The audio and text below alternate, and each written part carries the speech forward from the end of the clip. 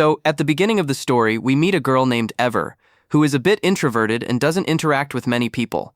Today, when she left her house for school, her best friend Tamra was waiting for her outside.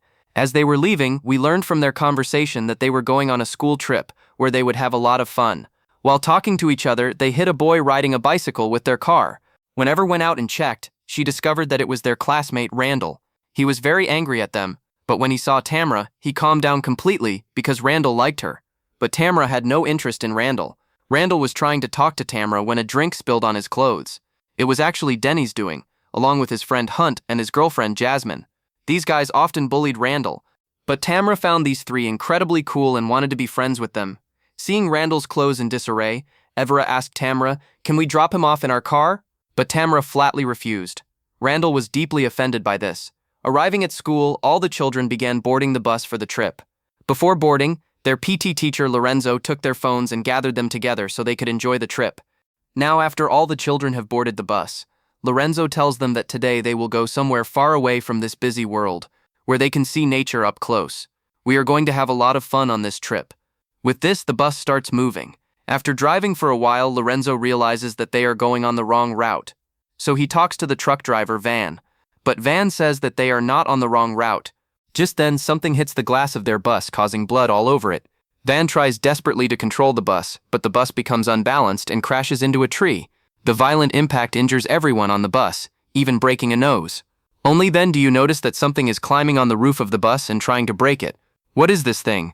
None of them knew about this. They were all terrified. Just then, an emergency news report came on the radio, stating that someone had launched a chemical attack on them.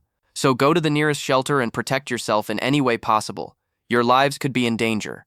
Just then, the object placed its hand on Ever's window, frightening everyone even more. Then the object came and knocked on the bus gate. Lorenzo thought it might be a man in need of help. Everyone told him not to open the door at all.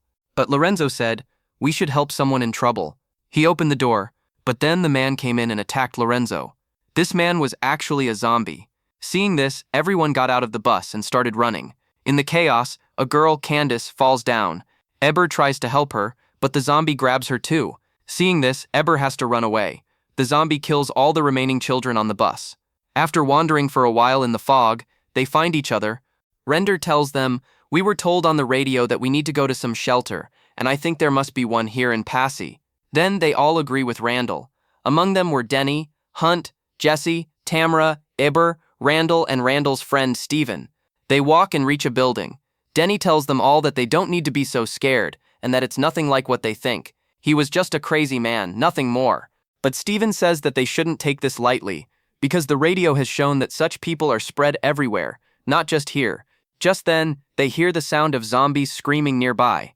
Frightened, they all go to the building opposite and block the doors tightly to prevent any zombies from entering. They then go inside and search for weapons for their safety. While wandering around inside, they realize that this place is very strange. However, when they come downstairs, they hear a voice from outside.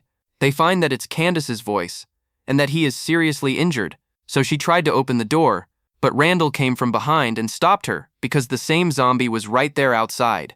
Ever said, "Candace is in trouble. We have to save Candace by any means necessary." But none of them he was also unwilling to support Candace, fearing he would be killed if he went outside. Hearing this, Ever decides to single-handedly rescue Candace. She goes to the door and begins removing the wooden blocks. But just then, the zombie grabs Candace and smashes her head against the ground, putting her to sleep. Just then, Van, now a zombie himself, arrives at their door. He breaks down the door and enters. The previous zombie also entered with Van. Seeing this, everyone runs away. They run into a room and close the door.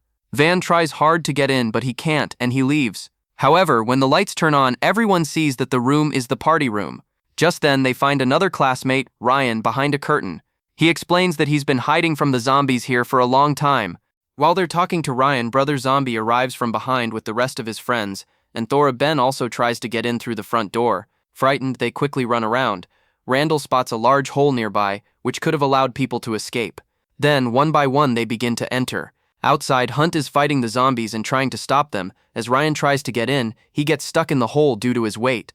Ever pushes him inside, but he gets injured. While Hunt is fighting the zombies grab Hunt and take him away. They arrive at a room filled with terrifying mannequins. Denny cries profusely. He says, "I couldn't save my friend, and I think we'll all be killed." While Denny is explaining this, Van arrives. Van tries to attack Tamra, but before he can do anything to her, Randall comes from behind, knocks him down, and attacks his head until he falls unconscious. Seeing Randall save her life, Tamra embraces him, which is what Randall always wanted. Then you see Denny's health slowly deteriorating. Denny explains, "That zombie attacked me." Seeing this, everyone realizes that Denny is also infected. Denny says, "I'm going to save my friend Hunt." With that, he starts climbing up. Everyone follows Denny and tries to talk to him, but then Van comes from behind again and takes Denny down. Because of the fall from such a height, people think Denny might be dead. But then Denny stands up and starts walking. In fact, he too has become a zombie. Seeing this, the people are terrified. Randall says, "We need to shield this place tightly so no zombies can reach here." But Ever refuses. She says, "We have neither supplies nor hope. We can't just sit idle like this. I have an idea. We'll somehow lure all the zombies to one side, then reach the bus and get our phones from there." But Randall refuses, saying it's risky. He then decides to go get the phones alone. First, she sets fire to a car parked below with some spray, causing all the zombies to see the light and come towards the car. Now, seeing the path clear, Ever starts walking towards the bus alone. Seeing her going alone, Steven joins her. The two then manage to get inside the bus, where they find the bag containing the phones. But when Ever checks it, all the phones inside are broken. Seeing this, Ever starts crying because her plan has failed. Steven calms her down and tells her that it's not her fault. "Don't worry, I won't leave you." Saying this, Steven was about to kiss Ever when they heard voices coming from the radio. When Ever went to the radio and checked it, she found a recording playing, which made Ever understand that there had been no chemical attack on her and that she had been framed by a lie. Just then, Steven arrived and injected her in the back. Steven told Ever, "I'm sorry, but you shouldn't have known about this." Just then, Randall arrived, and we learned that Randall was also involved with Steven. A month ago, Randall had hatched a plan with Steven to teach a lesson to all the kids who bullied him. Their plan was to save and impress all the girls and teach a lesson to all the bullies. So together they found a building in the woods, and after some effort, completely rebuilt it. It's made scary. Randall tells Steven that a boy named Chip will help them with this task, and Chip was none other than the first zombie that attacked the bus. In fact, when Chip was a child, he too was harassed by some bullies. Angered by this, he decides to help Randall. The story then returns to the present, where Chip also enters the bus. He removes his mask and explains to everyone that they must carry out their plan by any means necessary. Randall says, "You did something very wrong. You shouldn't have killed Lorenzo. In fact, I just told you to knock him unconscious." Chip's words reveal that the bus driver, Bane, was also involved. In fact, Lorenzo and Van were classmates back in school, and just like them, Lorenzo had harassed Van a lot. That's why he wanted to take revenge. Chip had caused the bus accident by throwing a balloon through the bus window. Furthermore, after Chip had attacked the children on the bus, he injected them with a strange drug that, once ingested, would make them believe whatever Chip said. Taking advantage of the situation, Van also broke everyone's phones.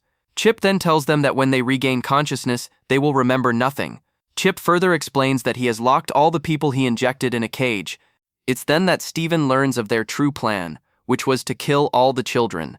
Steven was deeply offended by this, but he had no choice but to support Randall.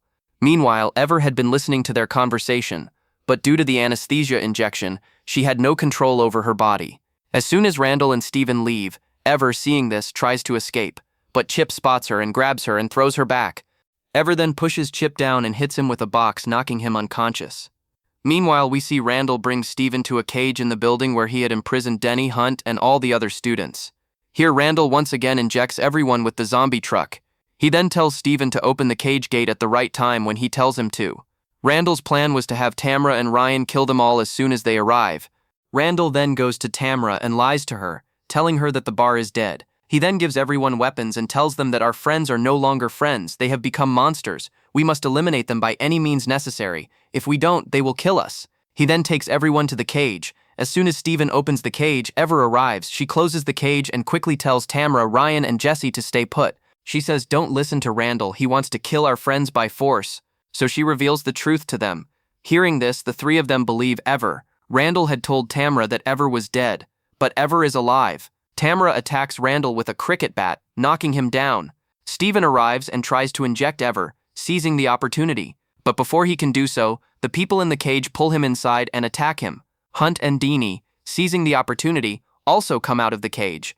Randall then attacks Ever with his sword, but Ever somehow manages to dodge his attack. Tamra tells Randall, "I would never want to spend my life with someone like him." Hearing this, Randall becomes enraged and goes to attack Tamra. But then, while trying to save Tamra, Denny intervenes, seriously injuring him. She then takes out a drug injection glove from her bag, which she had stolen from Chip. She strikes Rental in the face with the boss's lip, causing all the injections to enter his face. After this, Ever pushes him down. By now, everyone present has also recovered from the drug. Denny apologizes to everyone for his mistake, but then Randall arrives again, his condition even worse. As soon as Randall approaches them, they all start beating him.